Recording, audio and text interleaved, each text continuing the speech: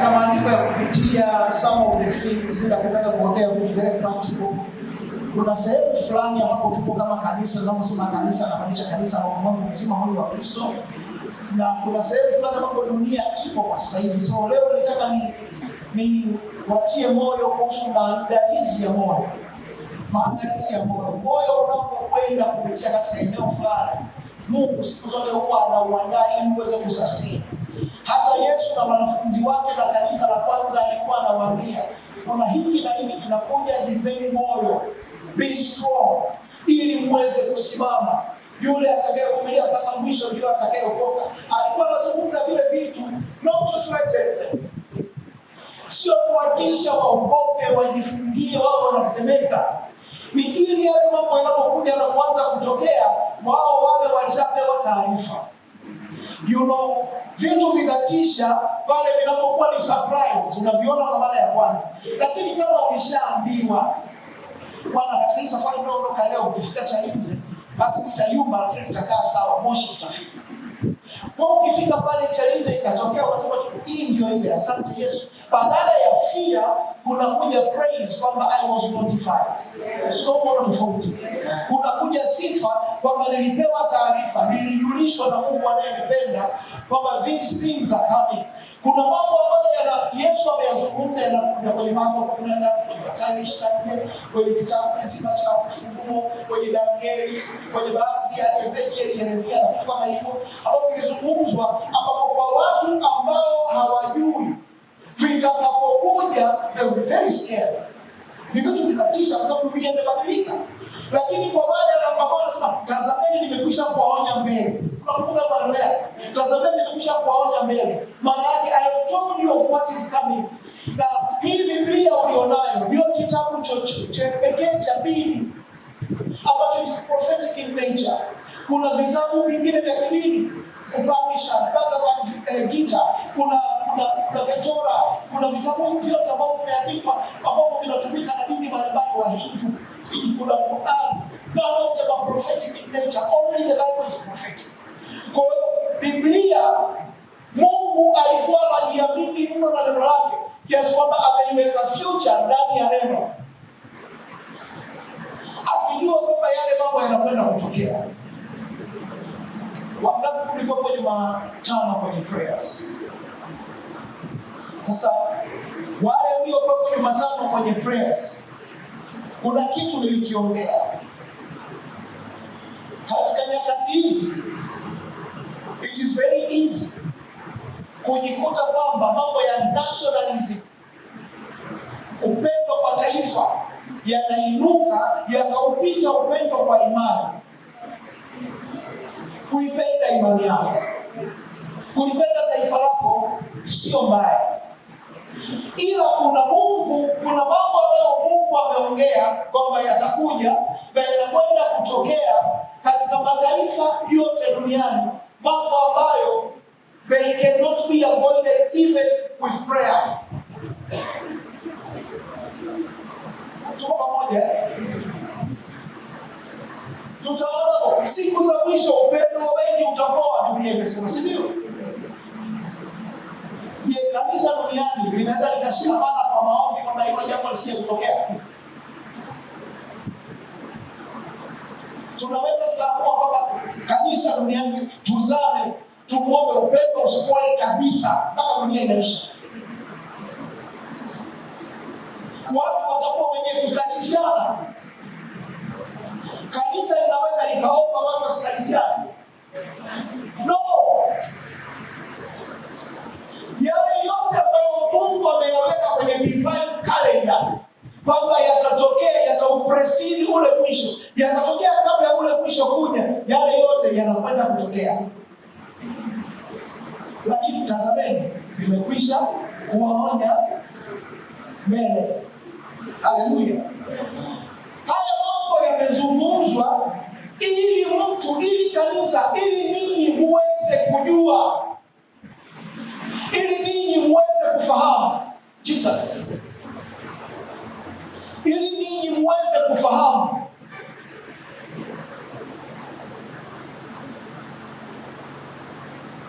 how not to go with the trend of the world.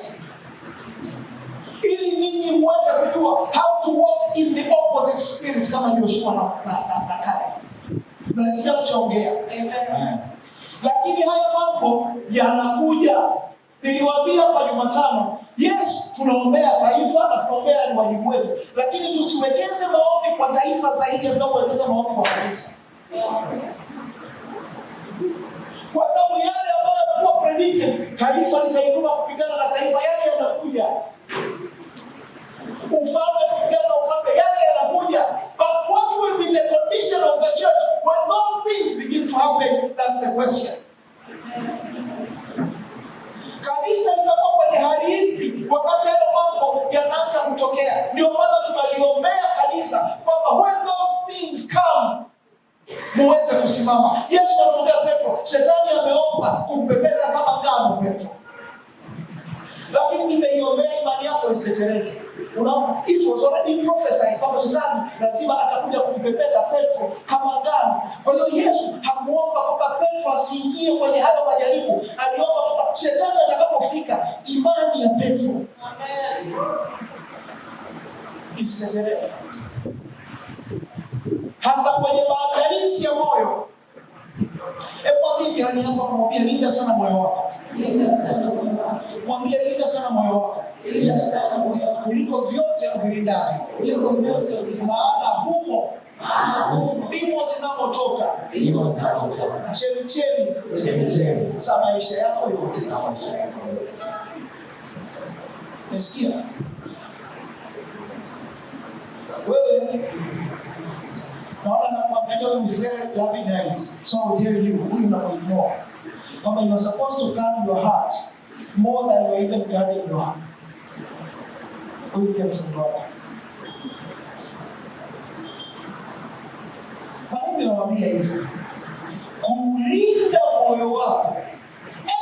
Your heart is everything. At the end of the day, moyo wako ndio ibada yako.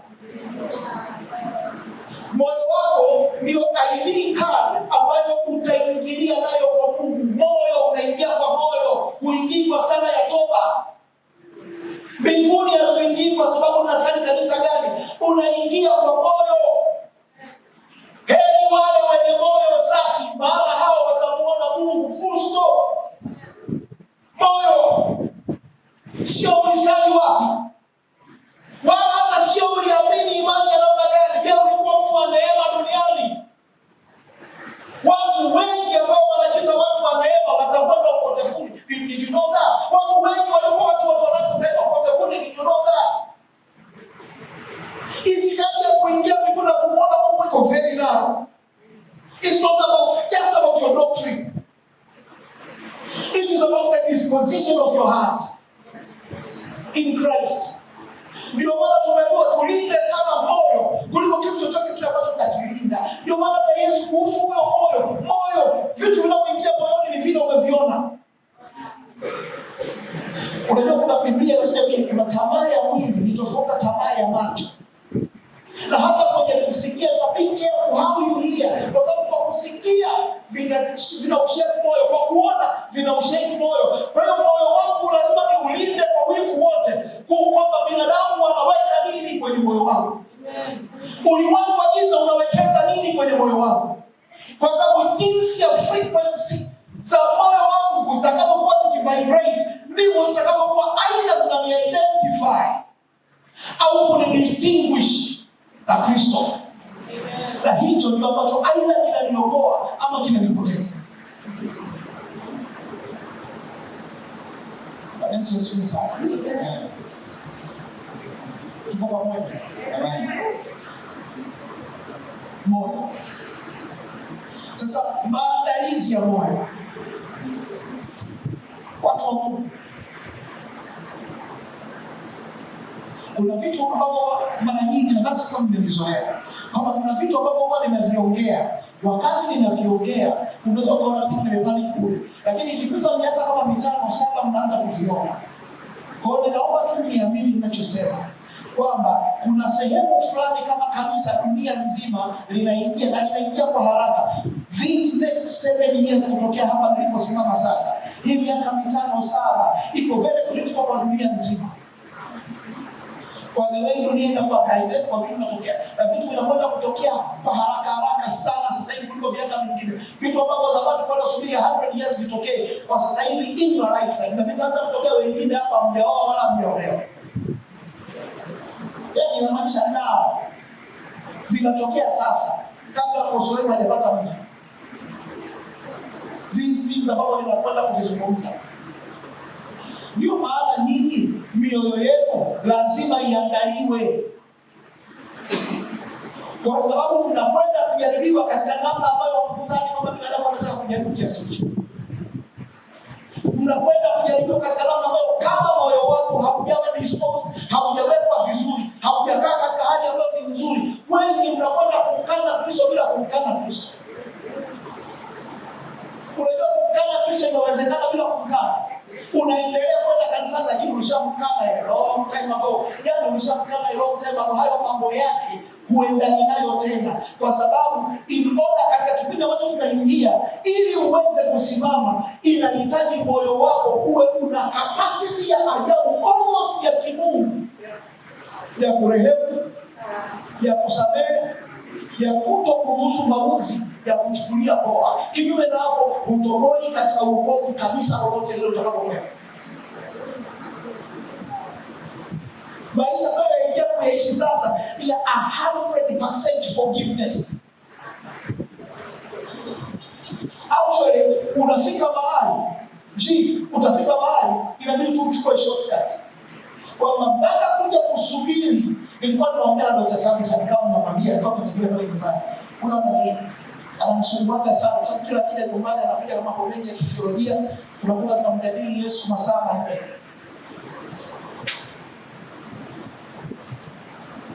Ndio maana ni mwalimu mzuri sana. Wakati kuna siku Mungu alikuwa anaongea na mimi kuhusu the subject of forgiveness. It was a very difficult subject kwangu mimi. Sijui hata watu wengine Mungu anawaambia nini kuhusu hili somo. Kipata nafasi tutakuja kushare. Lakini kwangu mimi binafsi, it was a very difficult subject. Kwa sababu haikuwa vile nilivyodhani. Na Mungu akawa ananiuliza, what is forgiveness to you? Nikamwambia Dr. Because forgiveness ni kuachilia.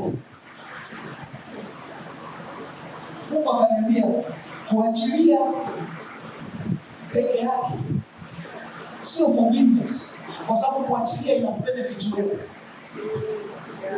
hai benefit uliyemwachilia. Forgiveness always ina benefit aliyekuwa forgiven,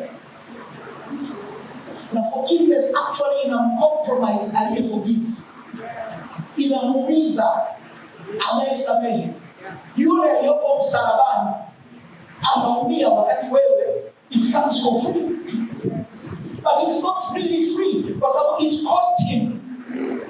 So unaelewa, salvation is not free. It is free for you. Kwa sababu when you're a recipient, why yeye aliyetoa, it cost him everything. Even the Father, it cost him his Son. Akasema unapomwachilia mtu bado hujasamehe. Anasema true forgiveness maana yake haujawahi kukosewa. Huyu aliyekufanyia hicho alichokufanyia maana yake hajawahi kukukosea. Sio kama tofauti.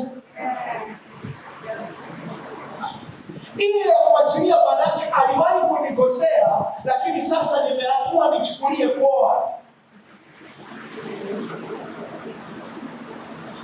Every time you forgive someone, faith and born again. Iko siku tutapelewa kitu tunaongea leo. Ndio maana inakuwa recorded ili msipoelewa leo, mkirudia mtakuja kuelewa. Siku zote unapomsamehe mtu anazaliwa mara ya pili. Mtoto anayezaliwa leo hana historia ya jana. Kwa jana aliwahi kuiba chapati. Kwa jela, anakuwa ni mtoto na anakuwa treated kama mtoto kwa sababu amezaliwa mara ya pili. True forgiveness, maana yake haukuwahi kunikosea, and therefore there's no need to forgive. Ndio maana wale waliokuwa wakisamehe kitorati, wale waliokuwa wakisamehe kutokana kwa namna kama hiyo, akawa amewaambia kwa sababu wanatembea katika utoto, akasema samehe ili baba yenu aliyoko mbinguni naye akusamehe. Ameambiwa hivyo ni mtoto, anapewa na incentive kwamba look here, kuna kitu, if you forgive you will be forgiven. Naona toto samehewa. Lakini kwa wale ambao wamesha go beyond that level, you do not allow offense, you do not allow yourself to be offended, kwa sababu wewe unapokwazika kwamba mimi nimekukwaza, lazima ina maana ulikuwa una expectation kwamba mimi niko perfect, and that's a wrong assumption. Kwamba inapoje mtu perfect ananifanyia hivyo, huyu si perfect huyu. Sasa kama wewe unataka mimi niwe perfect, are you? Bora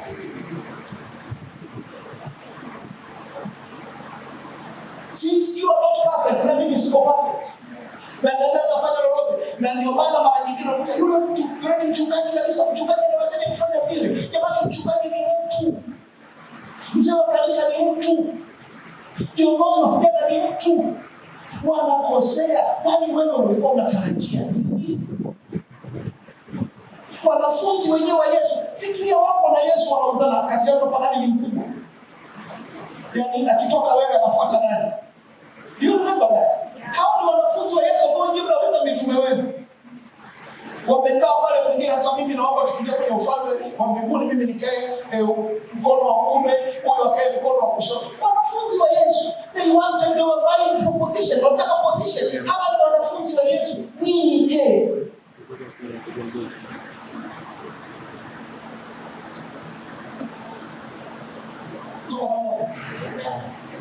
Maandalizi ya moyo. Tunaingia katika kipindi ambapo lazima uache kuwa Mkristo. Tunabadilisha nia hewani. Acha kuwa Mkristo. Mwambie jirani yako, acha kuwa Mkristo. Mwambie kuwa Kristo. That's the difference.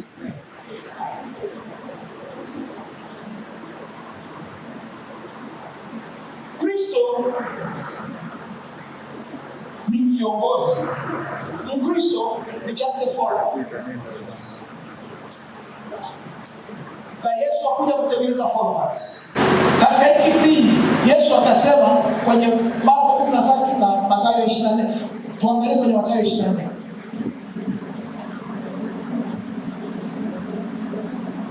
Kuanzia mstari wa 9 mpaka 13. Wakati huo watawasaliti ninyi mpate dhiki, nao watawaua, nanyi mtakuwa watu wa kuchukiwa na mataifa yote kwa ajili ya jina langu. Ndipo wengi watakapojikwaa, nao watasalitiana na kuchukiana, na manabii wengi wa uongo watatokea na kuwadanganya wengi. Na kwa sababu ya kuongezeka maasi, upendo wa wengi utapoa, lakini mwenye kuvumilia hata mwisho ndiye atakayeokoka. Hakuna ninaendelea kusoma. Tena habari njema ya ufalme itahubiriwa katika ulimwengu wote, kuwa ushuhuda kwa mataifa yote. Hapo ndipo ule mwisho utakapokuja. Tunajua kwa wale ambao najua wanafuatilia online kwenye mitandao, kwa wageni na wafahamu, persecution ya Wakristo imeanza na imefika mbali. Nilikuwa nasoma jana Korea Kusini, kuna familia fulani wamekutwa na Biblia. Baba na mama wakauawa pale pale. Kuna maana ile mali yao ndio inabaki pamoja, ile Biblia inarithiwa. Na mrithi pekee alikuwa ni mtoto wa miaka 2. Wakasema kwa sababu huyo mtoto wa miaka 2 amerithi Biblia. Last week amefungwa kifungo cha maisha, mtoto wa miaka 2. Amefungwa kifungo cha maisha hata kuja kuwa huru for the rest of her life, for as long as she lives, kwa sababu amerithi Biblia ya wazazi wake. Nanielewa? For the past 2 years, Uingereza sio wamefungwa watu wangapi kwa kosa la kushuhudia. As we speak, bunge la Uingereza limepitisha kwamba ukimshuhudia mtu ni kosa, lakini ukimwekea mtu mkono kumwombea, hata kama yule mtu ndio ameomba maombi kutoka kwako, ni kosa. Ni sheria imepita. Huko ni tofauti kwa Uingereza, nchi ya kimishonari, inaweza ikapitisha sheria kama hiyo na kuipasi. Huko ni tofauti nchi kama Canada, nchi yao ambapo watu sasa hivi mtaani kuna kamati kwa kumshuhudia mtu. Huko ni tofauti. Lakini these things are happening so fast, kiasi kwamba kanisa linakosa hata nguvu ya kureact. Tena inatokea hapo kiasi kwamba tunatumiana tu kwenye Instagram kama ni kichekesho hivi, kwamba yani serious. They can't be serious kwamba tumefika hapo. But we are there and the world is very serious. Kuhusu hivi vitu. The world is very serious. Na Yesu alizungumza kwamba hawa watu wamepania kuwafanyia haya mambo. Watawasaliti ninyi mpate dhiki. Nia yao ni mpate dhiki. Nanyi mtakuwa watu wa kuchukiwa na mataifa yote kwa ajili ya jina langu. Hata hapa, kwa yule kati yenu ambaye umemaanisha kutembea na Mungu, umemaanisha kutembea na wokovu, kuna watu tu utakuta they hate you for no reason. Kwa maana mwenye unaona kabisa sijawahi kumkosea huyo mtu personally, on a personal level, sijawahi kumkosea. But they hate you because your light disturbs their darkness. Yani kuna kitu mtu anakiona juu yako, halafu atahajui anaona nini, but the darkness in them is disturbed. Kwa kazi kwako sasa wewe, are you going to react in the flesh? Hapo ndio nilikuwa nataka tujue. Kwa sababu kuna baadhi yenu mtaanza kufanyiwa vitu vya namna fulani, makazini, mashuleni, kwenye familia zenu, kwa watu ambao mmezaliwa nao, vitu vya namna hiyo. Mtaanza kufanya vitu vya namna fulani, and then utakuwa tempted kureact kwa wale. Kama wakiamua kunifanyia hivyo tu, can play this game. Hawanipigii simu na mimi sio. I'm not going to call my brother. Kwa nini kila siku nipige mimi? Kwa nini mimi nijishushe? Kama unanisikia kitu ambacho kinatokea, komba kwa jina la Yesu. Sisi sio wao. Alikuja kwa walio wake na walio wake hawakumpokea. Yeye akasema Baba, wasihesabiwe dhambi. Na wewe, it is the same. God will send you to a people who will reject you. Watakunenea mabaya, watakufarakanisha na watu, but you still have to be there for them. Even when they don't realize that they need you. You see, kuwa Kristo sio kuongozwa sana ya toba. Sio kunena kwa hizo lugha ambazo nia sielewe Mungu aelewe na shetani haelewi.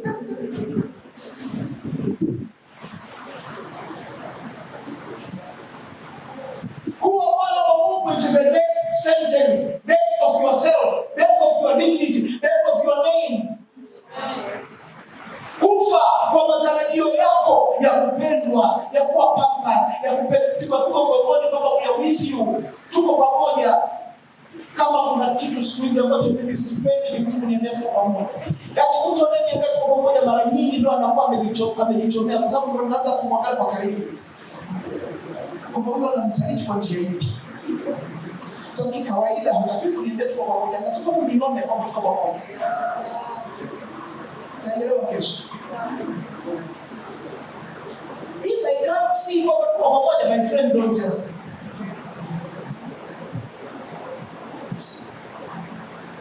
Sisi tunatembea kinyume na spirit ya dunia. Spirit ya dunia kwamba bwana mimi na haki zangu, na mimi ni mtu. Kwa mimi kila siku ndio wacheke tunatafuta. That is something unaweza ukaonekana mwenye mzemushi, lakini mimi kwa kweli nitajizaidi kwa jioni na dunia. Hakuna mtu ambaye anaweza akasema nina uadui na ndani ambaye simtafuti kumjulia hali na kumcheki kujua anaendelea vipi, na nikimkumbatia it is genuine. kama nimemaanisha. I am not perfect. Not at all. Lakini ninaikimbilia ile mede ya thawabu ambayo kwa ajili ya ile nimeuza maisha yangu. Acheni kuwa watu wa visasi, watu uchungu, umejaa uchungu ndani.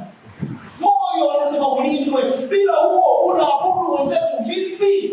Unaabudu vipi? Without that heart being clean. Nani atakayepanda mlima wa Bwana? Ni mtu anamna gani atakayepanda unauliza?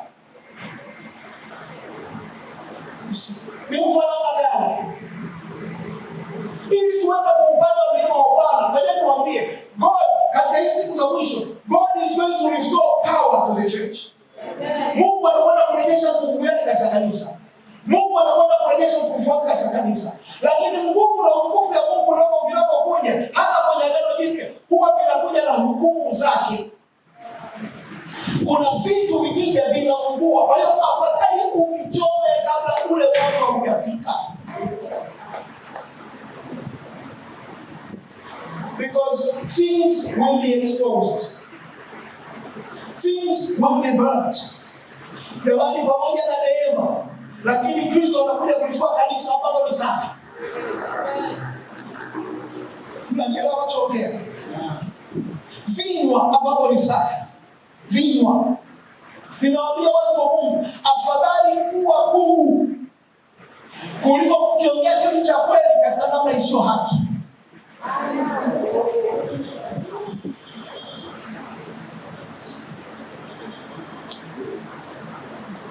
Hii leo yatafuta YouTube ya dunia. Sababu kuna vitu tunavyoongea. Na nisikia nachoongea. Moyo mzemshi. Katika hizi siku ambazo zimebakia, who knows where siku yako ni. Ninaangalia watu wanaondoka vijana. Vijana kabisa. I've lost so many people this year. Na kuangalia wako kwenye umri wa kuondoka. Lakini they are gone. Pengine walikuwa wanatarajia kama katika miaka mitano ijayo mtaweka maisha yangu sawa. Pengine walikuwa wanatarajia in the next 4 years mtaweka mambo yangu sawa. Mtakapoanza kuzeeka, life is slowing down, ndio kidogo mtaanza kujitoa kwa na kujiweka mambo sawa na kutukutuku vile kidai, si na kufanya nini na nini. No, nani anayejua kwamba leo hii utafika nyumbani kwako ukitoka? Every moment we are supposed to live kama watu ambao wako tayari kumuona Yesu leo. Every moment. Hallelujah. Bali hata ninaondoka kwenye mwili na kwa simdai mtu msamaha. Kwamba msamehe, umekufa kumsamehe, na kwa sidai msamaha na mtu. Because I forgave them all. And I didn't even give them a chance to offend me. Pamoja na kama walichokifanya, walikuwa ni kitu cha kunikwaza, sikuruhusu kiwe makwazo kwangu. Na wala sikuwaonyesha kama ninajua umenifanyia ubaya. Why? Because I have a clean heart.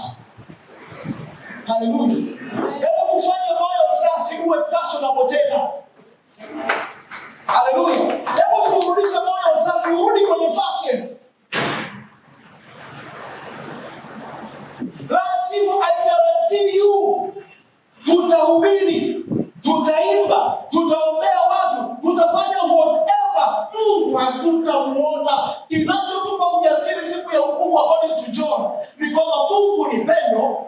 And as he is, so are we in this world. Sio kwamba tuliongozwa sana ya toka, tulifuata doctrine fulani, tulisali Jumapili. No, God is love, and as he is, so are we in this world. And so this is the thing that gives us confidence to face him. That's what we do. Hukumu will be only according to love. Nasikia kutoka hapa leo.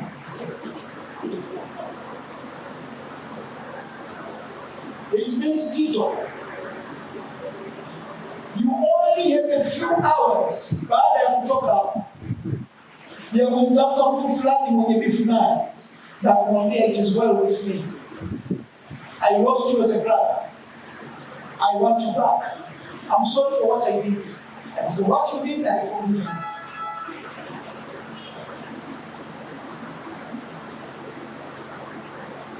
Nasikia joy.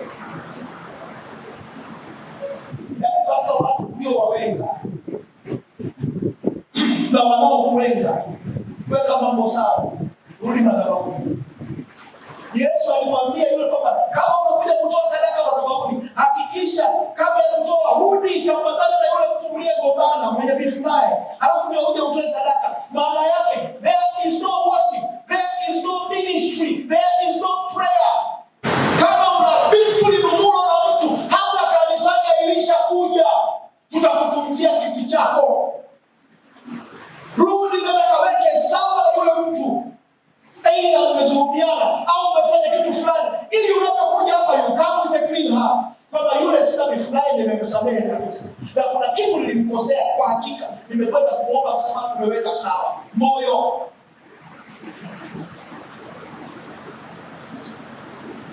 Unajua nimepanda kidogo. Unajua nataka nimepanda kitu kwa hapo nilipoa. Nisaidie. Inasema anaendelea kusema mzee, vipi hapo kuna ya kawaida tu.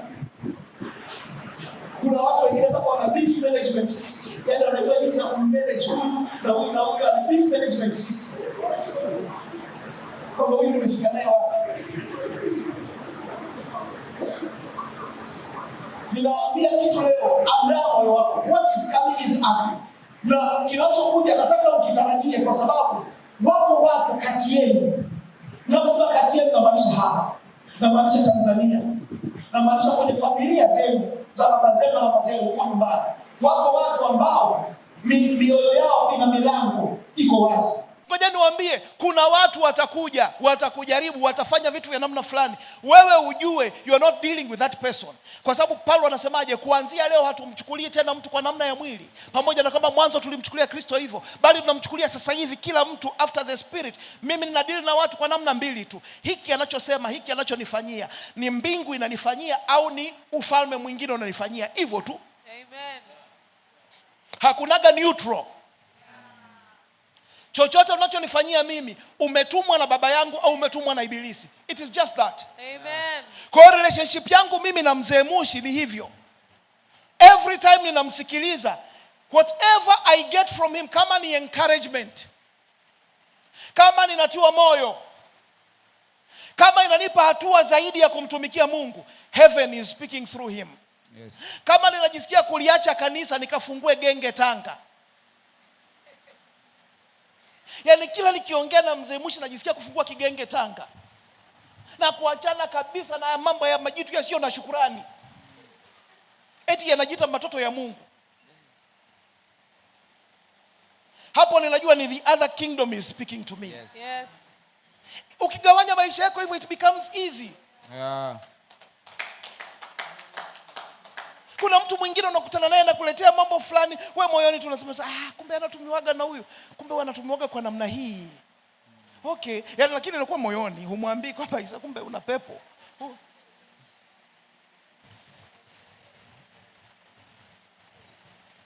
Amen. Amen. Ndio maana watu wa kimya kidogo wana advantage. Yeah. It's very difficult kwa shetani kukutumia kama mdomo wako umefungwa. Notice hicho kitu. Yes.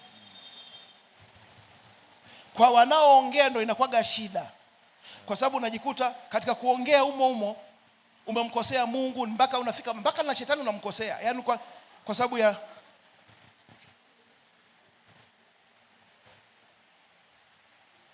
umewahi kununiwa na Mungu na shetani at the same time. Amen. Amen. Linda sana moyo wako kuliko vyote unavyovilinda. What is coming is coming. Lakini anasema mstari wa 10, ndipo wengi watakapojikwaa. Ile watakapojikwaa, Biblia za Kiingereza inasema many will be offended. Unaona, problem ya siku za mwisho ni offense. People are offended. Many will be offended. Yeah. Many will be offended. Kwenye makanisa umefahamu watu wangapi ambao wamekuwa tu offended? Offended nini? Amenisemea hivi, ameenda kunichongea kwa mzee wa kanisa, yule sijui amefanya hiki, yule amefanya hivi. Yaani people are just offended. Na kama alivyoongea brother Joel, siku ile hapa kwamba watu wakishakuwa offended anaenda kutafuta mretemu wake, anakaa chini ya kivuli huko, haji kanisani kwamba mimi bwana sasa hivi I need my space bwana, mimi sasa hivi yani kuna namna anajitafuta. Shetani always anafanya kazi ya kukuisolate. Akikuisolate, he is working on your mind. Yes. Mimi nimeona watu wengi wanajidanganya kwamba ngoja nijitenge, ngoja nijitafute. In all circumstances. Kuna watoto wanaweza kataka wajitenge na familia kidogo, kama ngoja nijitafute, mimi naona kidogo kama hawanielewi, nijitenge. Pale wakati umeji-isolate, your mind becomes the devil's workshop. Kwa sababu shetani jamani anajua kuleta vitu. Unakuta unalala saa 10 asubuhi. Analeta scenario. Unamsikia kabisa in your mind, unamuona kabisa Sishe anaongea na Pastor Dennis, anamwambia kitu fulani kuhusu wewe. Unaona kabisa, but it's a scenario that never happened. Your mind has created it. Unaona kabisa mpaka unafika mali unaumia. Sishe ndo wakunisema hivi mimi. Kati ya watu wote Sishe ndo wakunisema hivi mimi kwa Dennis.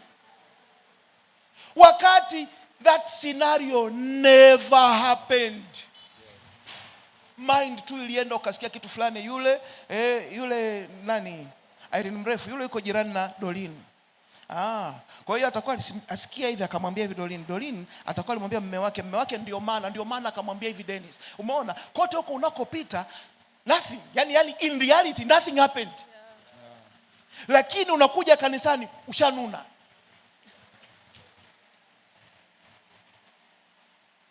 Unaweza toka kumwambia hafu bro, mimi mambo yako jiangalie sana. Hasa huyu hajui kwamba ajiangalie, kwamba labda kuna kitu Bwana ameweka neno lake ndani yako. Unajaribu kumuonya kuhusu kule kazini, ajiangalie, hajui, he is innocent.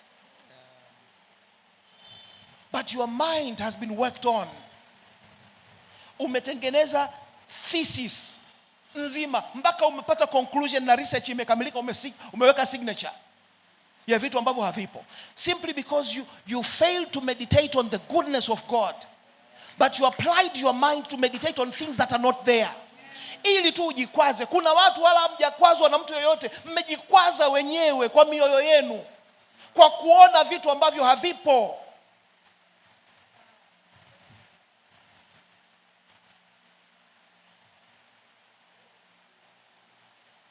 Unashuka hapo chini unakuta jioni kaondoka.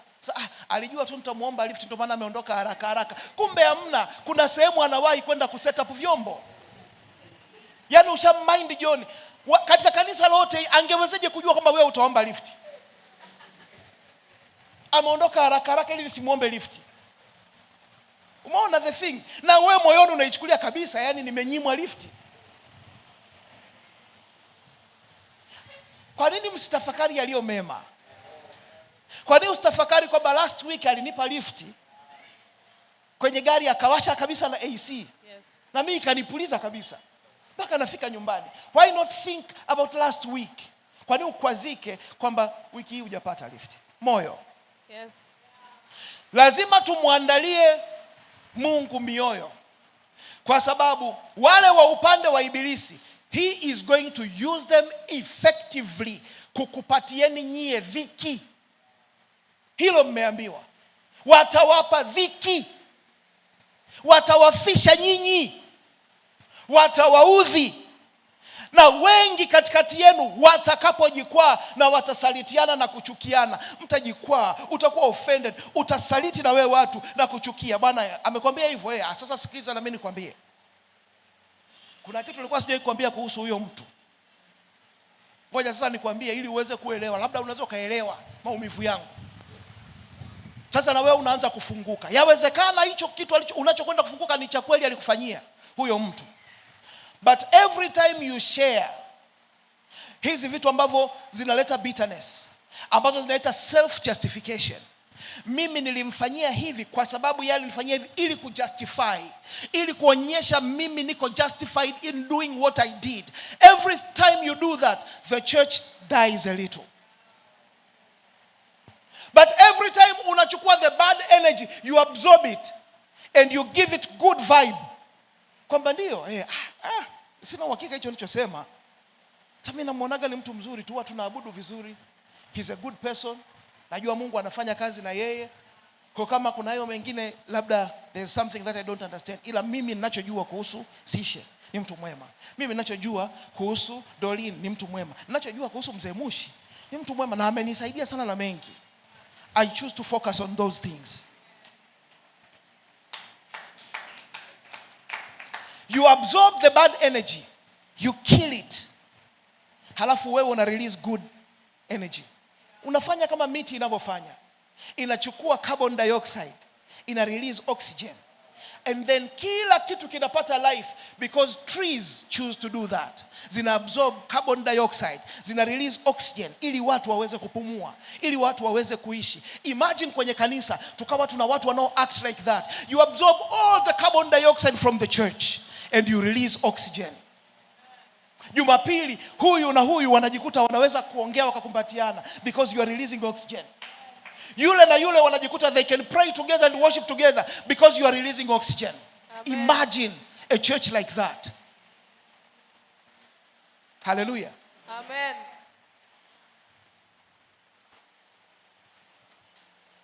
Mpo mliosalitiana humu ndani? Sema amen.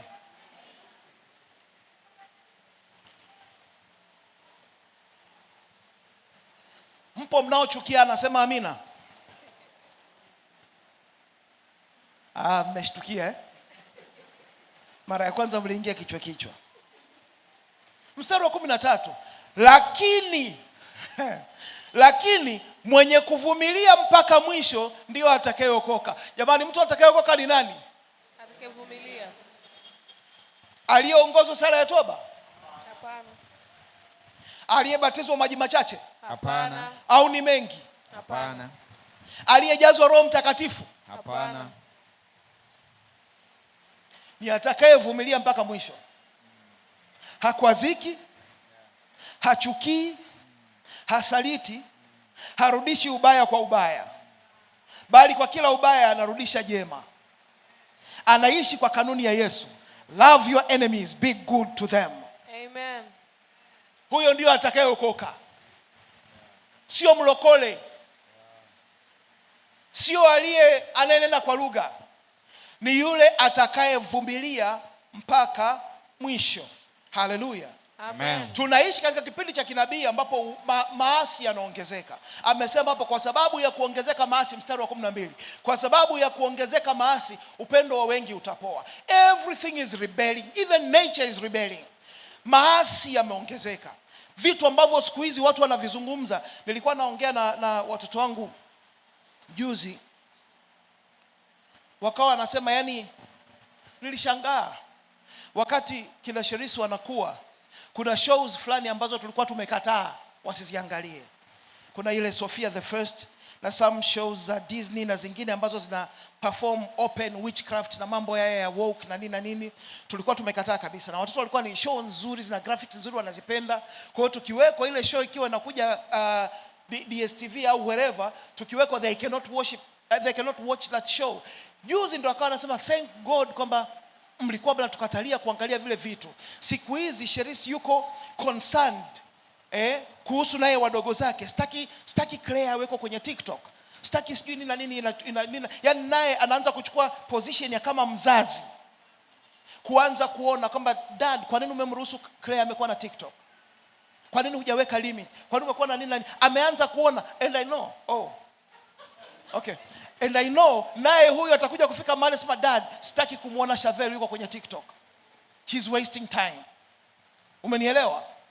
Lakini inaanzia kwa mzazi. Sasa hivi imefika so bad kiasi kwamba shows za watoto wadogo kama hawa.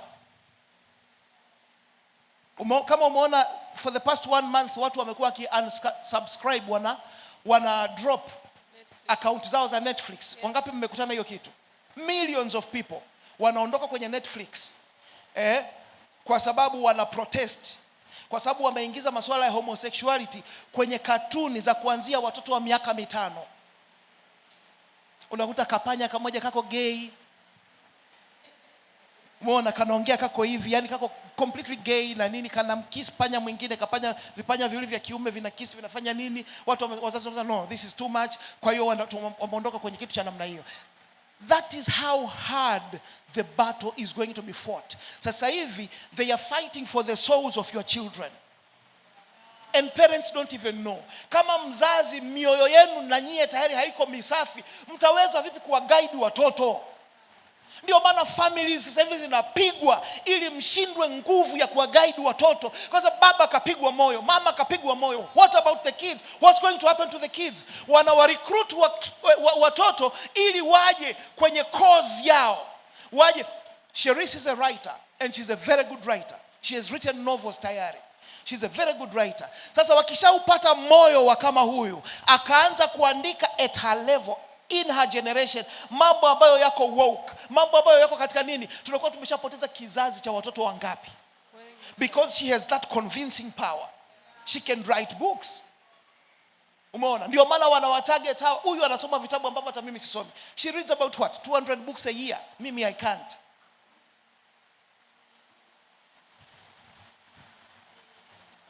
Tawa Efeso tu yenyewe unaisoma kwa shida.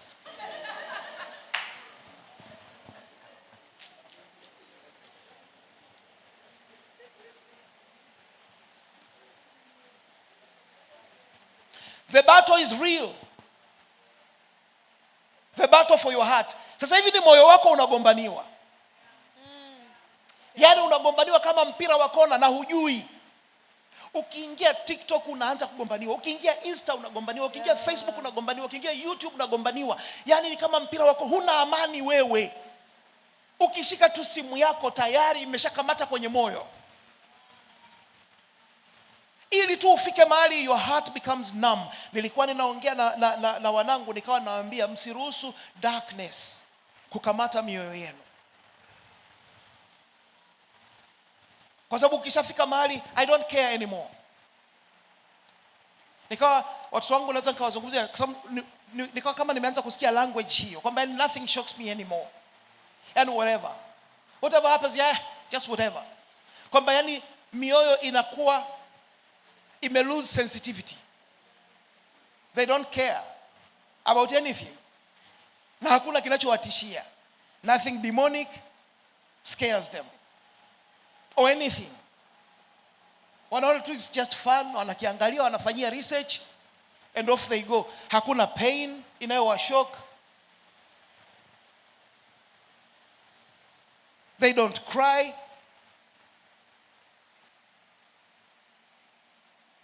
Why? Mioyo inakuwa targeted. Ngoja niwaambie, naomba mnitizame wote. Ngoja niwaambie. Soften your heart. Najua umepatwa na mambo mengi mabaya sana. Najua umesemewa mambo mengi mabaya.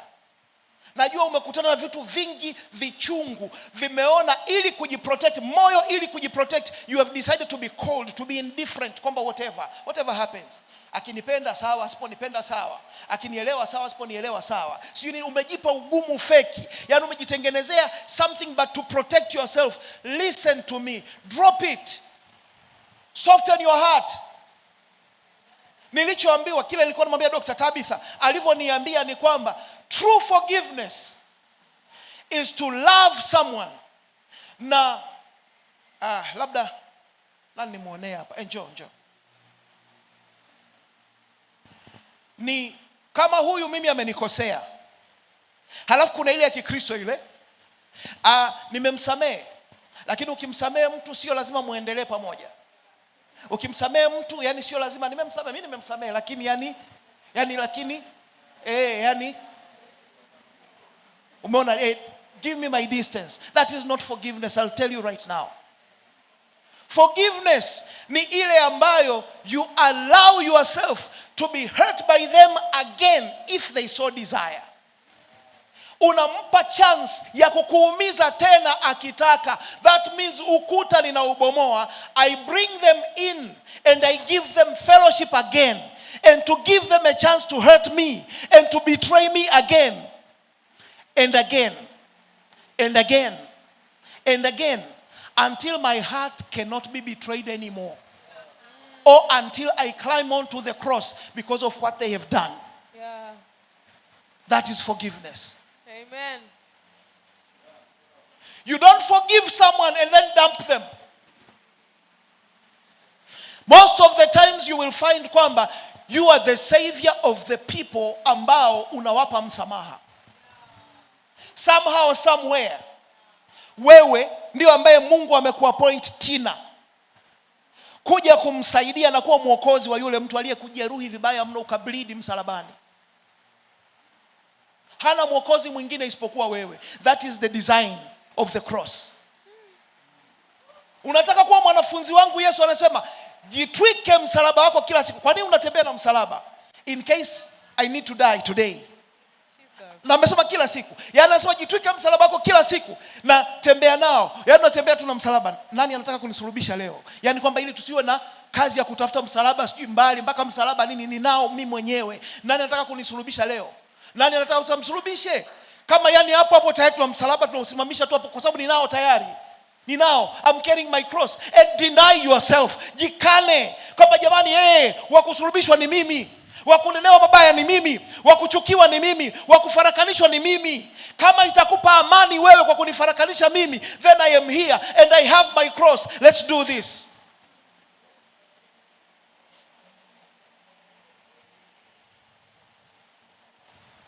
That is what it means.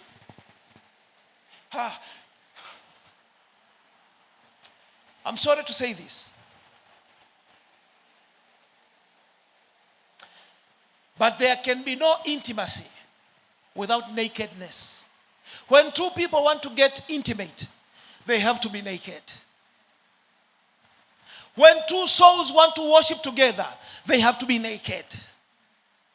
Hakuna kitu hapa.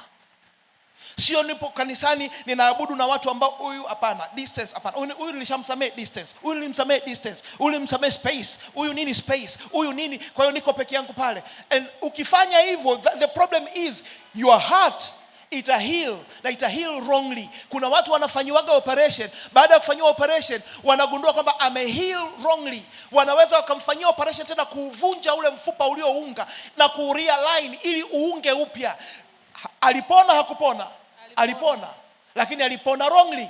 Kwa hiyo wanamfanyia operation, wanavunja ule mfupa ili upone rightly. Moyo wako unaweza ukapona wrongly kwa sababu umepona alone. We are meant to heal together. Ukipona alone, pale ambapo moyo wangu ulikuwa umeungana na wewe, sasa limetengenezwa kovu. Moyo wangu ukija pale hauwezi kuunganika tena kwa sababu pana kovu pa kwako. Lakini kama moyo wangu una kidonda na wakwako una kidonda sehemu hiyo hiyo, vikiunganishwa and heal, they heal together.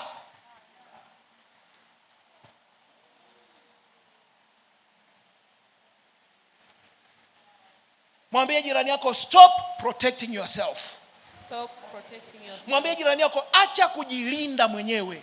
Acha kujilinda mwenyewe. Mwambie be vulnerable. Be vulnerable. Mwambie kubali kukwazika. Kubali kukwazika. Ni sehemu ya wokovu wetu jamani. Kukwazika ni sehemu ya wokovu wetu. Hebu ngoja nikwambie. Hebu muangalie huyo mtu alikaa pembeni yako. Muangalie tu usoni. Na wa upande wa pili tena muangalie na yeye. Sasa wanaokwazaga ndio wako hivyo.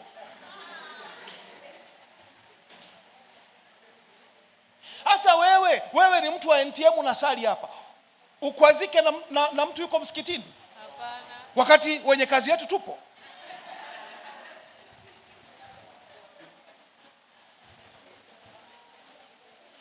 Sisi ndio wale tunaokukwaza. Kwa nini tunakukwaza? Ili ufikie kimo cha cheo cha utimilifu wa uvumilivu wa Kristo. Amen. Mara nyingine Yuda ni wa muhimu kwa Yesu kwenye kumpeleka Yesu kwenye kusudi lake kuliko Petro. Amen. Petro anamkemea usife msalabani.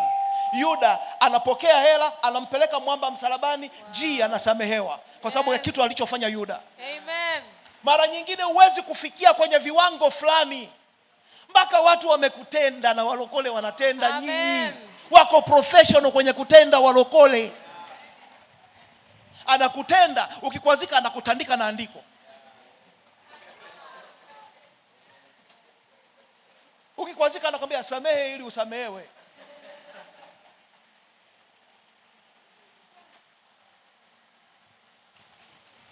Tuko pamoja? Amen. Maandalizi ya moyo. Kwa hapa ambapo tunapaendea, yoyote anaweza akatumika. Yaani ninaposema yoyote, apostle anaweza akatumika, prophet anaweza akatumika, mchungaji anaweza akatumika, mzee wa kanisa anaweza akatumika, yoyote kukufikisha kwenye Kalvari yako. Na akishakufikisha Kalvari, yule aliyekutenda akishakufikisha Kalvari, ukasulubiwa, ni lazima utamke hii: Baba, msamehe, kwa maana halijui alitendalo. Kwa sababu wewe kufika pale Kalvari ndio lilikuwa kusudi la Mungu,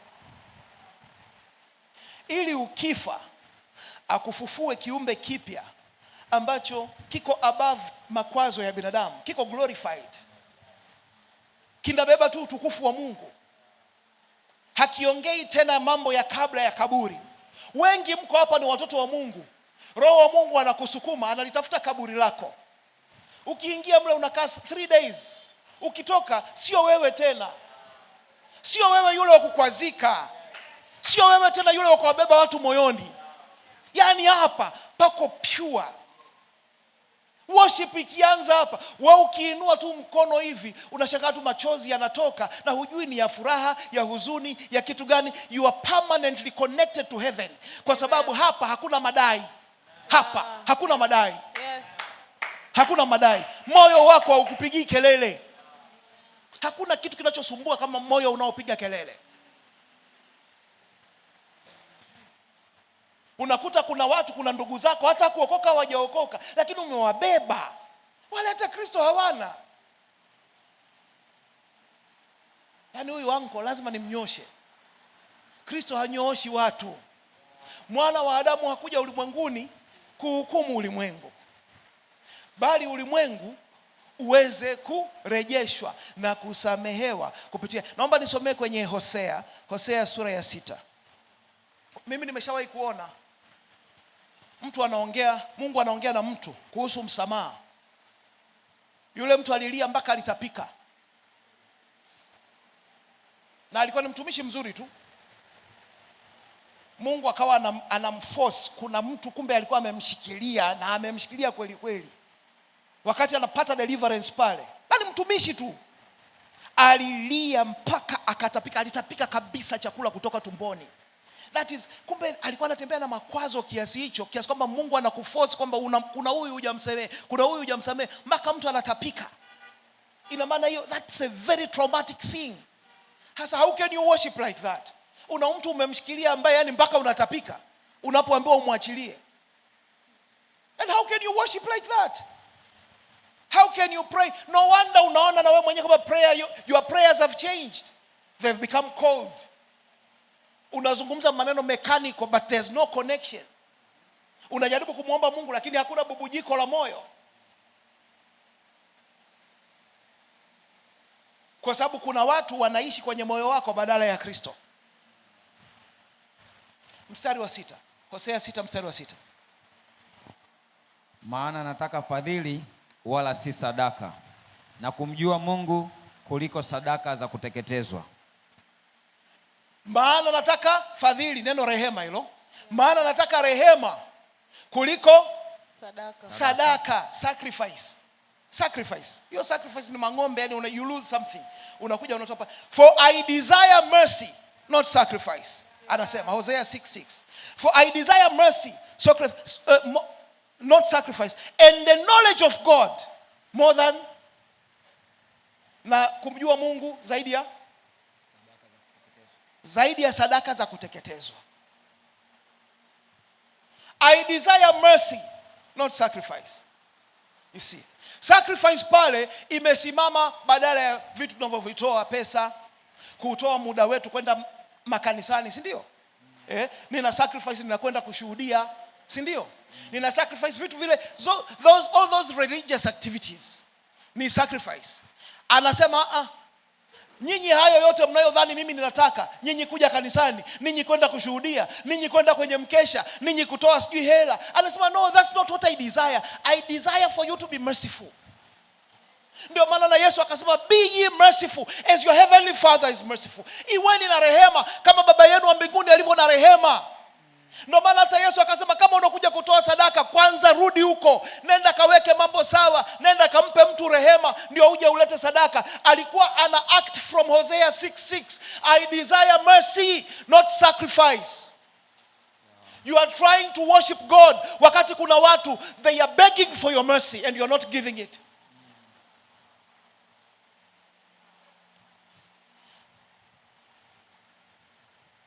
Huwezi kuwa mhubiri wa injili wa kweli kama kuna watu wanatamani kupata rehema yako lakini hawaipati.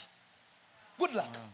Wala huwezi kuwa muabudu Mungu au worship leader kama hujui kutoa rehema. Yes, you will have a good voice. Yes, you will have a charismatic presence.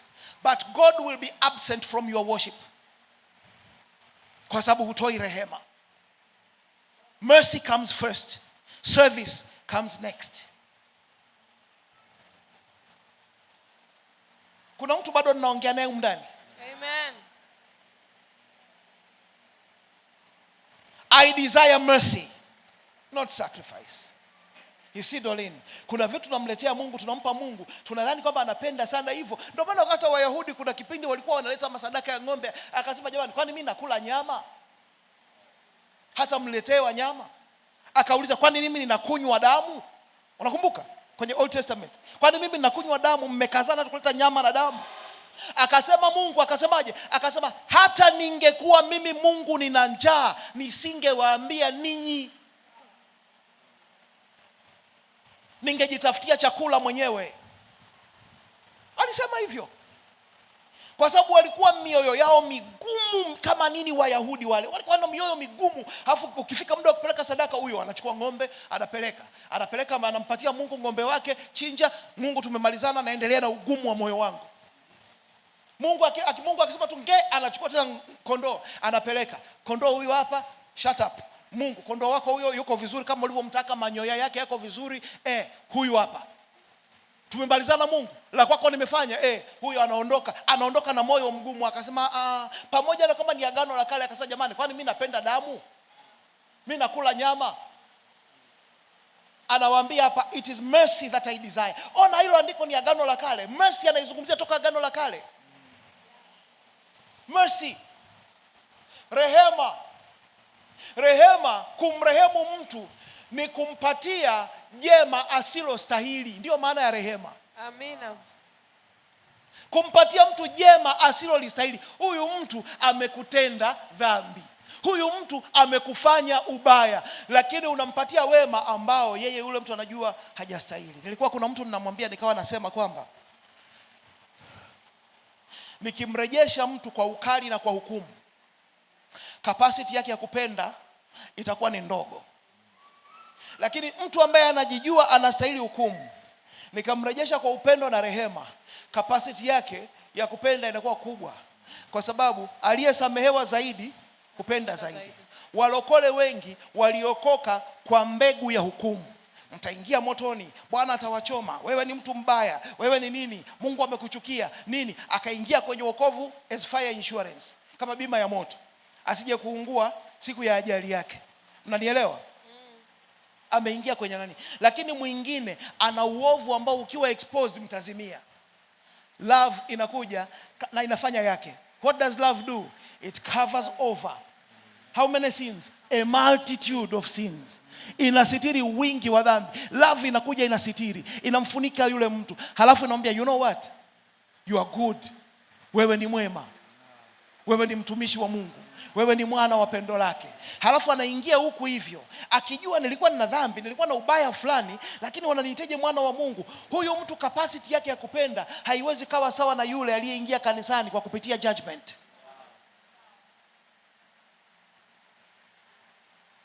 Imagine nyie mliokaa tu upande huu mkaamua kwamba nitawarehemu watu wote wa kanisani. Imagine hapa patakavyokuwa raha, mtakuwa mtaki kuondoka. Yeah. Yaani wa upande huu tu, huu upande wa pastor mimi. Kwanza hawa wasiwaelewagi sana. Mimi nawaelewa zaidi nyie. Na ndio ninawapenda hao waliokaa huku. bado Mungu ananisaidia. Lakini if just you guys mkisema I will walk according to mercy all of my life, NTM imeponywa, unajua forever, mtaweza hata kuwavumilia hawa walioko mkono wangu wa kushoto. Tuko pamoja? God desires mercy. Katika kipindi ambacho tunakwenda, difficult times are coming. Kazini, mitaani, kuna watu watataka wakuloge uachie hicho kiti chako. Paul Chando, watu wanalogaga. Umekalia kiti fulani wanakitaka, wanaloga. Umeona eh? Wewe unanielewa. Yaani wanakuloga kabisa. Lakini wewe you are walking in such love. Wala uendi kupaka mafuta ya upako kwenye viti vyao wanavyokalia. You just walk in love, knowing kwamba I am God's son. Baadaye mpaka unaweza kashangaa watu wakaja kujiexpose wenyewe, anakuja kukuambia lakini wewe una Mungu. Na hujui anatokea wapi, lakini in the spirit you know kwamba kuna kitu kakutana nacho. Tayari imetokea hiyo. Sasa unaona kuna shuhuda ziko hapa, na nadhani hata wewe unao ushuhuda. Dr. Tabitha ulinipa ushuhuda wa namna hiyo. Yaani unamfanyia mtu wema, mtu ambaye anakufanyia ubaya, mpaka anakuja kukiri kwako kwamba ila wewe una Mungu. Hicho ndo Mungu anachotaka. Wewe uliye katika Kristo, usijaribu kushindana na aliyoko kwenye giza kwa silaha yake. Wewe umeelewa? Yes. Kwa sababu mwenzako yuko tayari kwenye uwanja wa nyumbani, anachezea uwanja wa nyumbani. Hatred ni uwanja wake wa nyumbani.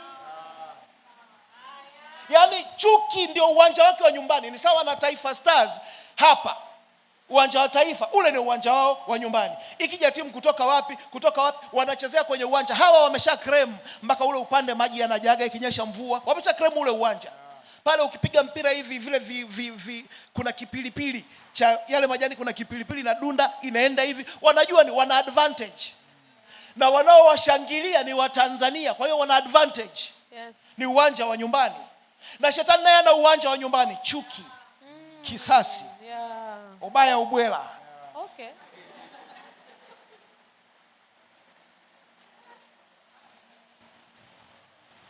Umenielewa? Amen. Ule ni uwanja wa nyumbani.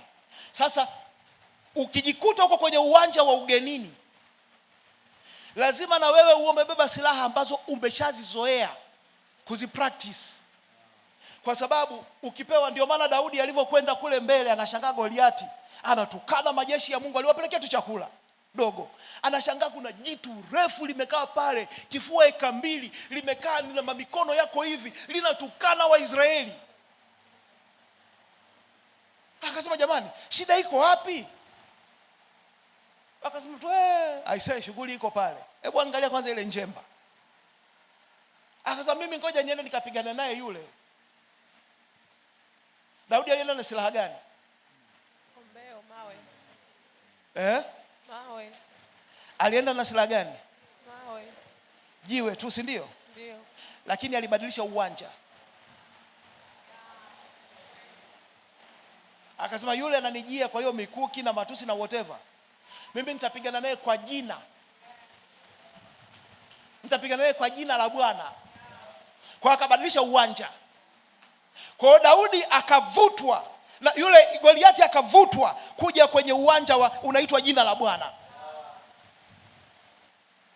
Ambapo hapa jiwe tu la kijana mdogo likamdondosha. Sababu tu amechange uwanja. Mtu anayetaka upambane naye kwa chuki, kwa mabifu, kwa kununiana, na mimi simsalimii na yeye hanisalimii. Nilienda kanisani kunisalimia na mimi simsalimii. Basi kama hakukusalimia last week, this week hakikisha hata kama anaongea na mtu, unasimama pembeni unasubiri ili umsalimie. Ile ni silaha.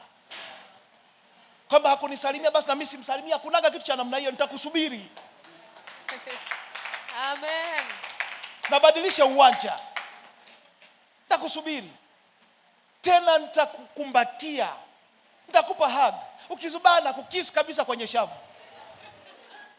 Alafu naondoka na ushindi wangu, naenda nyumbani. Kwamba nimemnyuka huyu. Sio yeye aliyoko nyuma yake. Yeah. Unanielewa? Amen. Lazima tujue katika kupambana, katika vita vya moyo, lazima tujue hapa ninabadilisha silaha, ninaitumia silaha niliyoizoea. Hapa ninabadilisha uwanja kama uwanja wa vita ninaubadilisha. Lazima yule nimvute aje tupigane huku kwenye goodness, huku kwenye wema wa Mungu, huku kwenye nuru. Yule macho yake yamezoea giza, nikimleta kwenye nuru atakuwa haoni vizuri na mnyuka.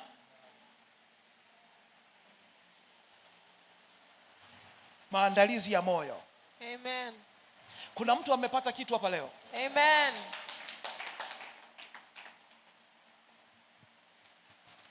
Siwezi kwenda vitani kupambana na giza nikiwa na mimi nina giza moyoni.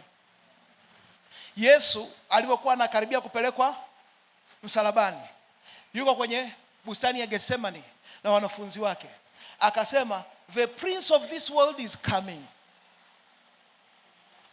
but he has nothing in me. Mkuu wa dunia hii anakuja, lakini hana kitu ndani yangu ambacho ni cha kwake. Vipi mkuu wa dunia akiwa anakuja kwako, atakikuta chake ndani yako? Kama chuki, atakuta kwamba huyu kumbe ndani yake tayari tumo bwana. Tuko vizuri kwa huyu, tuko vizuri.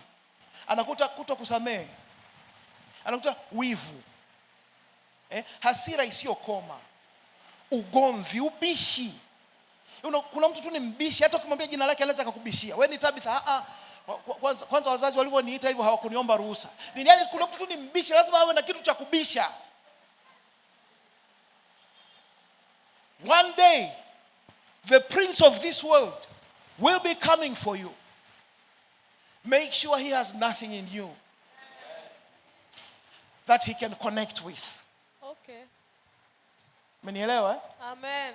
Make sure he has nothing in you that he can connect with. Kama ana kitu chake ndani yako, akiconnect tu pale, you are done. Kwa sababu you share the same frequency, the same voltage. You cannot fight him. He owns you. Kwa sababu unacho chake moyoni. Kuna wale watu wanakujaga kwenye maisha yetu, mara nyingine wanaruhusiwa kukaa kwa muda, kutunoa, mpaka ufike sehemu tabasamu inayotoka kwao ni genuine kabisa. Unawatumikia kama mjinga, kama zezeta. Akisema kaa, unakaa. Simama, unasimama. Leta kijiko, unaleta. Hakijawa kisafi sana, niletee kile kingine, unaleta. Unafanya nini? Mpaka Yesu atakaposema imetosha sasa, atasema sasa wewe na wewe rudi kwenu. Ondokeni. Mwacheni mwanangu, mwacheni. Nilichotaka muweke ndani yake kimetimia.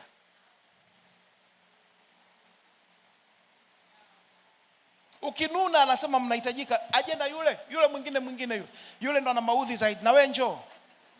Kaa karibu na Sherizi yule mwenye maudhi. Hapana, sio maudhi hayo, yale yenyewe ambayo yanatifua moyo. Wewe njoo. Kaa na huyu. Mpaka ulie machozi yote umalize. Unune umalize. Ufanye vyote, ulaani umalize. Mpaka ufike mahali sasa kinachotoka ndani yako tu ni madaktari. Nyinyi mna tabia mbaya sana, ninawachukia. Tabitha, kwao huyu namsemelea. Kwao madaktari, ukienda unajipu, wanalitoboa, wanakata. Ukiambia basi mnichome ganzi, wanasema hapana, tunataka upate ile feeling ili ukiumia tusikie kama yani tumeshafikia pale kwenye ile layer yenyewe. Jipu watu wekaji ganzi, wanakamua, wanafanya hivi mpaka usaha unatoka, wanaweka madawa yao yale yanayouma yale. Ukiweka ukisikia wanasema ndio sasa unaanza kupona. Wanakuangua mpaka waone sasa usaha hautoki, inayotoka ni damu, ndo wanasema now this is good. Kidonda ukiona damu inatoka, hakitoki usaha, maana yake the infection is gone. Umeona? Ndivyo Mungu anapofanya katika maisha yenu. Anahakikisha anakukamua hilo jipu mpaka usaha umeisha. Huku unapiga kelele, unarusharusha miguu, damu ikianza kutoka anasema now we are good, kiini kimetoka. Sasa tunaweza kupaka dawa, tukaweka na bandage, tukafunga, huyu mtu anapona. That's what God does. Mpaka malalamiko yaishe, kununa kuishe, vyote vikiisha, sasa damu tu inakutoka hivi. Sasa hata nguvu ya kumsukuma daktari huna tena. Mungu anasema sasa mfunge bandage, mwanangu yuko tayari. Amepona. Nini? Anautengeneza moyo. Na moyo ambao umepona, moyo ambao umetengenezwa kwenye ibada, 1 second umeshakamata frequency. Yes. Hata kwenye prayers. Kiukweli lazima mimi nimshukuru Mungu kama kiongozi wa hili kanisa, lazima vile vile nimshukuru Mungu. Mungu anapofanya kitu fulani lazima nishukuru. Mojawapo wa vitu ninashukuru, jamani, tulikuwa tuna maombi ya wiki 2 hapa ya mfungo. Ili kanisa lilikuwa linajaa kila siku. Yeah. Hivi unanielewa? Jumatatu mpaka Ijumaa hapa palikuwa panajaa. 2 weeks ago. Watu wamejaa. People are praying. Why? Because people are healing. Yeah. Yes. Mioyo inaponywa, kwa hiyo watu wanaweza kuomba. Amina. Watu wanaweza kuabudu. Yaani mara nyingine kwa nasimama tu pale juu ninaangalia watu wanavyoomba. I was just like, watu walikuwa wanaomba, sijui wanaombea taifa, sijui kilimo cha ngano, vitu kama hivyo. Mimi nikawa namshukuru tu Mungu kwamba yani thank God your people are praying. Yeah. Your people are talking to you. Yani kila mmoja yuko busy. Simu wameziweka chini. People are praying up and down, palikuwa pamechafuka maombi. 2 solid weeks. Watu wamejaa hapa ndani. People are praying. Why? Hiyo ni ishara kwangu mimi kwamba tayari mioyo inaingia kwenye uponyaji. Tayari mnahama level. Mnahama zile level za zamani. Mchungaji hapa anazungumza kuhusu maombi mpaka anakuwa wa blue.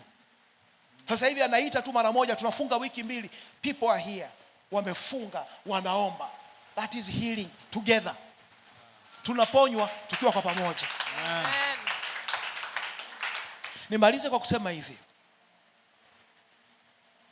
Uandae moyo wako kwa vita inayokuja. Na huuandai moyo wako kwa kuufanya kuwa mgumu. Uandae moyo wako kwa kuufanya kuwa laini. Yaani in Christianity tunafanya kinyume na dunia wanavyofanya. Kwenye dunia anasema mimi nishajifunza, hamniwezi. Sasa hivi nimekuwa na mimi na moyo mgumu. Huku unavyozidi kuwa karibu na Kristo ndivyo unazidi kufanya moyo wako kuwa mlaini.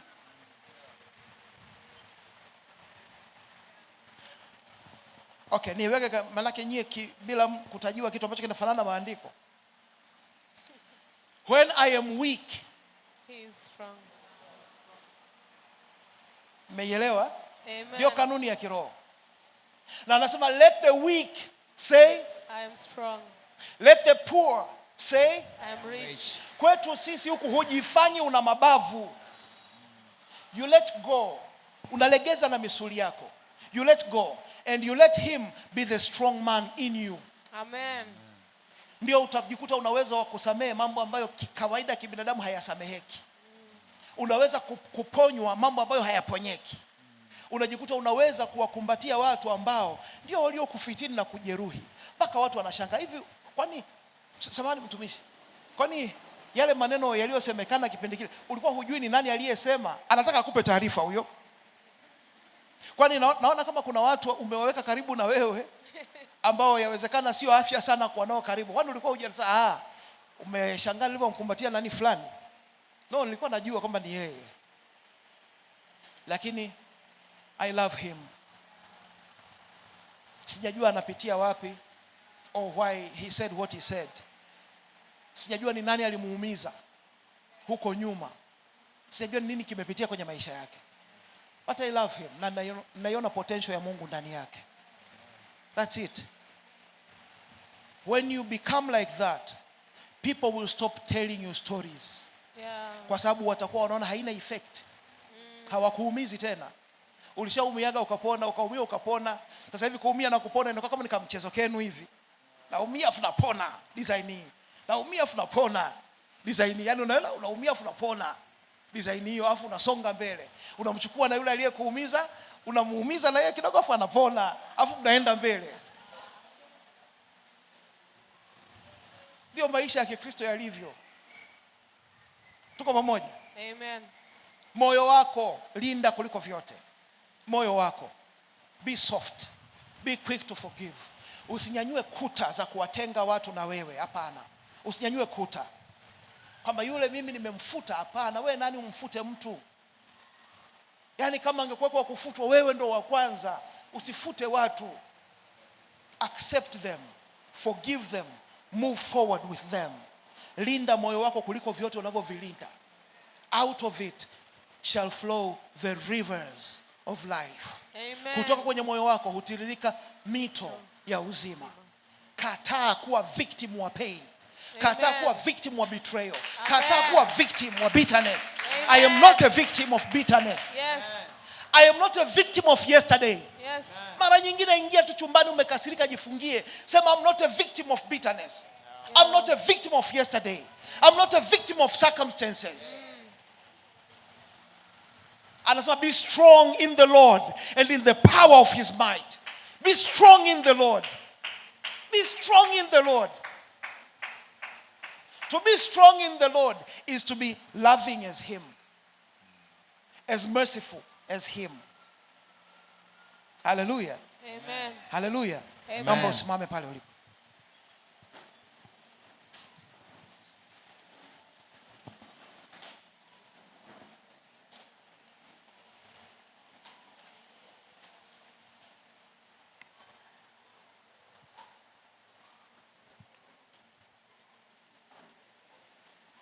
Pastor Dennis, tutakuwa tumekosea sana kama tunajiandaa na hizi siku za mwisho kwa kuomba tu tusaidie siku za mwisho bila kuiandaa mioyo. Kitakachotusaidia zaidi ni mioyo kuwa iko sawa na Kristo, kuwa tumefikia kimo cha cheo cha utimilifu wake. Tuko pamoja? Amen. Unajua bitterness ilivyo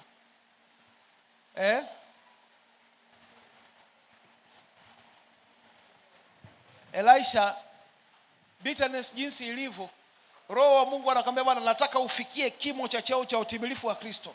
Lakini wewe umeumia so much mpaka unasema hebu kila mmoja akae na cheo chake kwanza. Hicho cheo cha Kristo kwanza, hebu Kristo akae na cheo chake na mimi nibaki kwanza kwenye cheo changu, kwa sababu cheo chake kwa kweli I cannot handle it right now. Kwa kile ambacho wanadamu wamenifanya, hebu kila mmoja akae na cheo chake kwanza. Lakini yeye anaamini kwamba tunaweza tukafikia kimo cha cheo cha utimilifu wa Kristo by grace. Sio kwa nguvu zetu wenyewe. Amen. Yes, akatufikisha pale.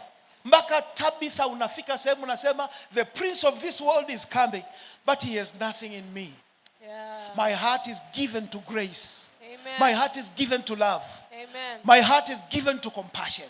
Yes. Then and only then ndio tutaweza wanavyokuja kutusaliti sasa, kutuchukia sasa, kutufisha sasa, we can handle them because we have become like him. Yeah. Hallelujah.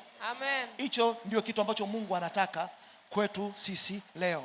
Amen. Na mpaka ameleta neno hili kwetu, basi ninajua watu wa Boko hili neno la kwenu Mungu amewaamini nalo. Yes. Kwamba from this point on, Mati, utaanza tu kujishangaa. Yaani yale mambo ambayo zamani yalikwenda kuudhi, unaweza kumrushia mtu kofi sasa hivi kwamba mbona inachukua muda sana kukasirika. Yaani kwamba mpaka unajitahidi kujikasirisha, yaani kwamba labda kujimaindisha. Afu nakashangaa mbona si mind tena. Kumbe Roho wa Mungu tayari ameshaanza ana umassage moyo. Ana umassage moyo. Ana umassage moyo. Ya zile kero za zamani, yale maudhi ya zamani, unashangaa siku hizi yani kama vile unachukulia poa mno mpaka unaanza kujiuliza hivi au ndo uzee unavyokujaga hivi. Au nimeanza na zeeka. Kumbe uzeeki. Unahudumiwa na Bwana. Sio uzee. Ni Bwana, he's massaging your heart. He's changing you from the inside. You are becoming a different person. Bila jitihada yako. Wewe tu unaofanya moyo wako unakuwa available, and then yeye anaanza kuedit. Anaanza kubadilisha lines of code. Anaanza kuedit, anabadilisha hiki kinatoka, hiki kinaingia. Hiki kinatoka, hiki kinaingia. Anatoka Tabitha 2.0. Next year anakuja Tabitha 3.0. Tunaelekea kwenye utimilifu wa Kristo every day. Hallelujah. Amen. Hallelujah. Amen. Sema sisi ndio wale Sisi ndio wale wenye moyo safi. wenye moyo safi. Sema mimi ndio yule Mimi ndio yule mwenye moyo safi. mwenye moyo safi. Na ninakubalika kabisa Na ninakubalika kabisa na Bwana. Na Bwana. Bwana amenikubali. Bwana amenikubali. Amenipatia moyo wake. Amenipatia Nina moyo safi mimi. Nina moyo safi. Kinywa changu kinazungumza rehema. Kinywa changu kinazungumza mapendo yake.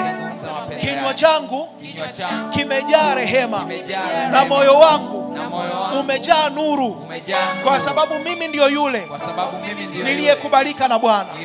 Mimi ndio yule mwenye heri, kwa sababu nina moyo safi. Nimeachilia kabisa, nimesamehe kabisa ile betrayal yote, ule usaliti wote. Moyo wangu umeachilia. Ile hasira ya jana haimo kifuani mwangu. Yale makwazo ya jana haimo kifuani mwangu. Moyo wangu umejaa ibada. Moyo wangu umejaa ibada. Moyo wangu umejaa sifa. Moyo wangu umejaa maombi. Moyo wangu umejaa rehema. Moyo wangu umejaa nuru. Moyo wangu umejaa nuru. Nuru kabisa. Nuru kabisa. Nuru ya Kristo.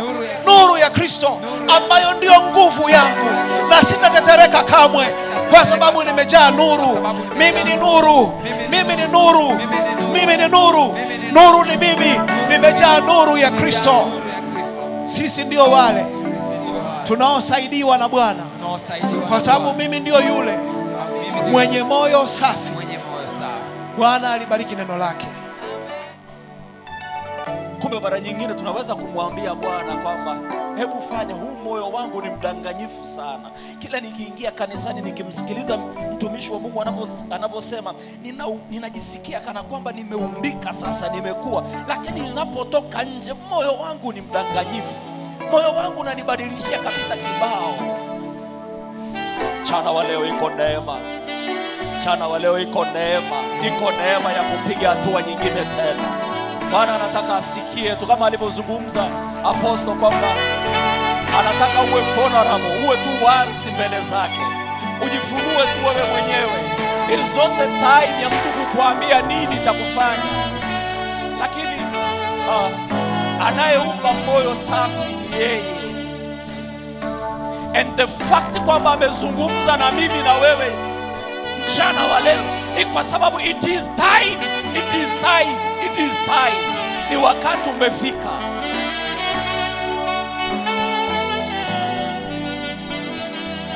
Unaweza tukainua mikono yako and just get lost in spirit. Alafu zungumza na Baba. Zungumza na Baba.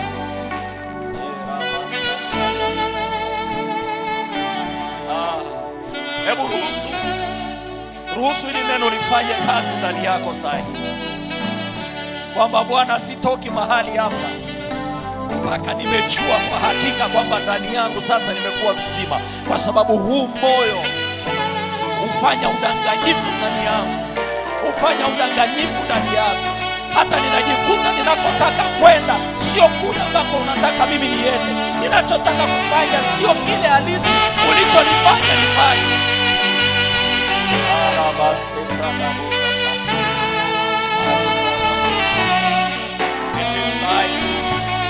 It is time. Saa ya uponyaji sasa. Ni saa ya uponyaji wa moyo sasa. Ni saa ya uponyaji wa moyo sasa. Oh, hey. Tunaponywa katika miili, lakini uponyaji wa mwili tu hautoshi.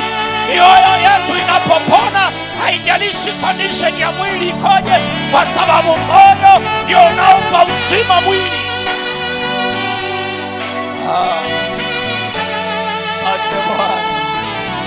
Baba, asante. Asante kwa sababu ni wakati wa uponyaji wangu. Ninaruhusu Roho Mtakatifu ndani yangu, yeye anayechunguza sana na kujua ndani. Yes. Yes. He is exposing you. He's exposing you. Kubali tu, kubali tu. Kuna mtu ndani yako anakuexpose kwako wewe mwenyewe, so that you can see yourself. Na unapoona hivyo, pokea uponyaji katika jina la Yesu. Pokea uponyaji katika jina la Yesu.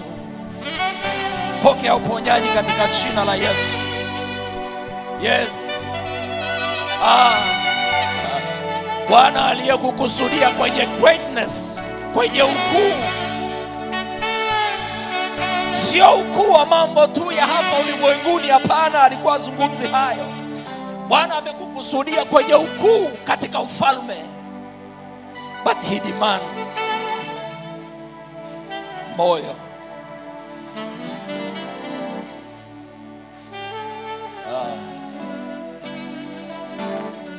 Unasema wewe humfanya mkuu unayetaka, humlainisha unayetaka, humfanya mkuu unayetaka, humlainisha unayetaka. Mchana wa leo nina hakika kwamba umekusudia kulainisha mioyo, kwa sababu umezungumza na sisi, umezungumza nasi. Asante kwa ajili ya rehema zako.